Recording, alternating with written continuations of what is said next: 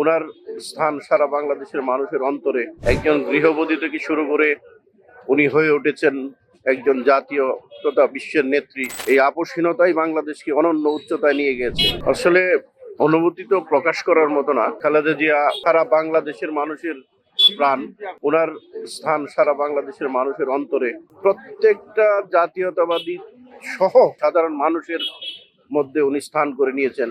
একজন গৃহবধূ থেকে শুরু করে উনি হয়ে উঠেছেন একজন জাতীয় তথা বিশ্বের নেত্রী। যে নেত্রী কোনোদিন আপোষ করেন নাই।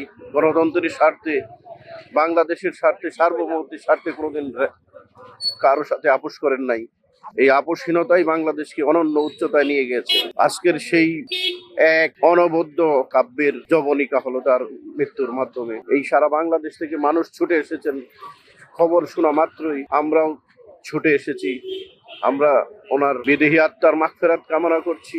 ওনার যে শূন্যস্থান সেটা আসলে কোনোদিন পূরণীয় নয়, পূরণ হবেও না। আমরা আল্লাহ তাআলা যাতে ওনাকে আল্লাহ তাআলা যেন ওনাকে জান্নাতুল ফেরদৌস নসিব করেন এবং জান্নাতের সর্বোচ্চ স্থান ওনার জন্য নসিব করেন, এই প্রত্যাশাই আমি তথা সারা বাংলাদেশের মানুষেরই কথা। আর যেন আল্লাহ তাআলা ওনার যে আদর্শ, ওনার যে থিম, ওনার যে উদ্দেশ্য ছিল, সেই উদ্দেশ্যের জন্য বাংলাদেশ জাতীয়তাবাদী দল বাস্তবায়ন করতে পারে, সেই প্রত্যাশা রেখে আমি শেষ করছি।